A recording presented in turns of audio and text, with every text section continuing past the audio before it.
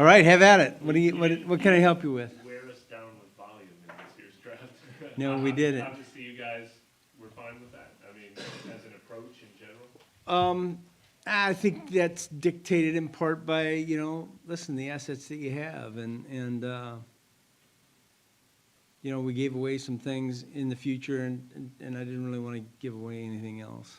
There were some players that we liked. Yeah, maybe in a different year we might have tried to go get, but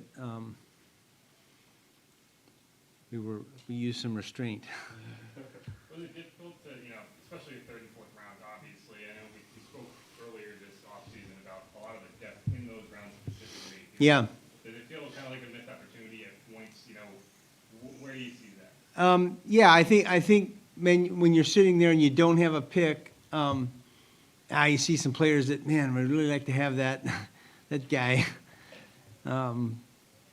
So yeah, I think there's not regret, because then you think about, okay, we wouldn't have been able to, do these other things if we still had those picks. So I feel really good about where we ended up in this draft. You obviously could have drafted any receiver, so to speak, by waiting at 16 or 19, since there was such a long run of receivers at that time. What made Olave the one you had to? Yeah, look, I think I'm going to talk about just philosophy. You guys have heard me say this before. We are of the philosophy that you find somebody that you love and you go get them, and that's what we did here. There was somebody that we really loved and went and got him, and the opportunity presented itself, and we're excited about that. His skill set fits what we were looking for, and there was a number of good receivers in this draft, and all of them would have helped us, and yet I think Chris is the guy that his skill set fits what we're looking for perfectly. In what sense? Yeah, just speed. Here's what I like about all of our draft picks, for one thing. Tough, smart, they're all seniors, they're all captains. They fit the profile of what we want as players in our locker room, and so it begins with that. Why do you guys like seniors? I just think there's a maturity level that comes with that in general. We've drafted plenty of juniors, and they've been great, but Mr. Benson would always ask me, man, is he a senior? Because he wanted guys that had more experience and maturity, and I think there's a little bit to that. How are you able to narrow your focus in free agency now that you've already 5 players? Yeah, it's a good question. So, when we look at our roster, we've got all these magnets up, right? And there's blank magnets that get us from, where we're at to 90. And some of those magnets get filled in with draft picks. Some of them get filled in with college free agents. But there'll be a couple left over. And some of the magnets have, comments on them. We must have a player at this position that can, is ready to play in the NFL right now. And some of them are needs. Some of them are musts, and some of them are just wants. We call that, that's the way we categorize them. And so, when the, college free agents, when that thing gets done, we're going to have a couple blank magnets, and we'll look toward free agency, the remaining free agents, veteran free agents that are out there, and maybe even the trade market. We'll see. Will any of those say must? Yeah, one of them will, for sure. Will you Yeah. tell us what that is? Yeah, no, not really. You guys can guess that. You probably know it already. Mickey, how early in the process were we all pretty convinced that Olave was going to be just somebody that you kind of coveted? Yeah. Well, we liked, that whole top group of receivers, and had a vision for each one of them on our roster. But I would say that, of the guys there, and it was close. I'm not, when we say we coveted one over the other, it was really close. I mean, you'd take any of them.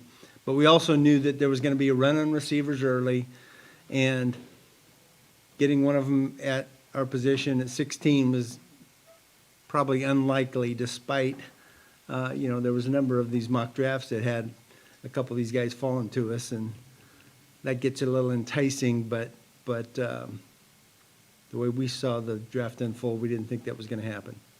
Did you, Correct. knowing that you guys have had limited draft capital this year, what made you comfortable drafting Alontae in the second round and kind of like a position of strength that some of you guys have done in the past? Yeah, I think that comes down to,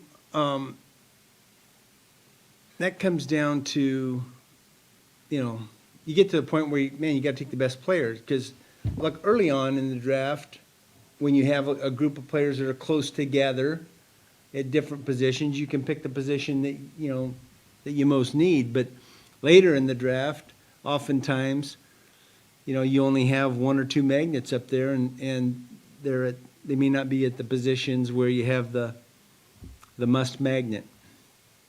Was adding a cornerback a priority, or was that just an opportunity? I'd say opportunity. You guys have Paulson there, you played well last year. Yeah. Do you like just building on that strength? Yeah, absolutely we do. Absolutely we do. I think Jeff's talked about that before, about building a strength, and particularly at a position that's, a high-value position. Did, when you say you guys had your own projections that were a little different than some mocks you saw, did you guys correctly predict that no quarterbacks would go before you guys were on the board? I mean, was that something you anticipated? It depends on the day. Right? Depends on the day. And did you kind of go into this draft assuming that that position was never going to line up for you, and be a position that you guys wanted to take? Yeah, I don't know that we assumed that. But look, we had those guys on the board in good spots. There's a lot of qualities about each of them that we liked, but we didn't really have the opportunity to take them when we valued them. And obviously, a lot of Senior Bowl guys again this year. What about the Senior Bowl just kind of lends itself to finding guys? Yeah, I don't think that's conscious by us. Obviously, we get, that's an extra look, an extra evaluation. We send pretty much our whole staff to the Senior Bowl, so we have a lot of eyes on players there. We're pretty thorough, with interviews, and Jim Nagy and their staff there is really accommodating, not just to us, but to all the teams. And so we just get more information, and the more you're around, players, I think the more you end up liking them. So, but it's not a conscious thing by us. It's not a box that we're checking when we're going through this process. The guy was at the Senior Bowl. Mickey, have they done anything at the Senior Bowl better in the last, 4 or 5 years? Because it seems like everybody who plays in that game, they get jobs. Yeah. Well, look, I think, first of all, again, Jim and his staff do a great job of evaluating the players that they invite, and they make it a great experience. Obviously, because, those players are getting drafted, that makes future players want to go there. They realize it's an opportunity to put their best foot forward. And so I think the experience for the players, number one, is good, and I think the opportunity for us to get information has been really good, and especially the previous couple of years during COVID, that was difficult, but yet it was another opportunity. So. What gave you the confidence that Penny could make the jump from FCS to playing in the NFL? Yeah, that's just part of the evaluation, and what our coaches do, and we've had some success, with Jari Evans, and there's been some other guys, Juwan Bushrod, for example. We've had some linemen from smaller schools be successful, and Doug Marone was a big part of that process when he was here before. So we're not afraid to take, guys, and let our eyes, we trust our eyes. We trust the eyes of our scouts and our coaches. What do you like about him in particular? Yeah, he's big and athletic, right? And he's got a little mean streak, too. So you'll give us the list of UDFA UDFA so we can, wrap up and go? No, not yet. I do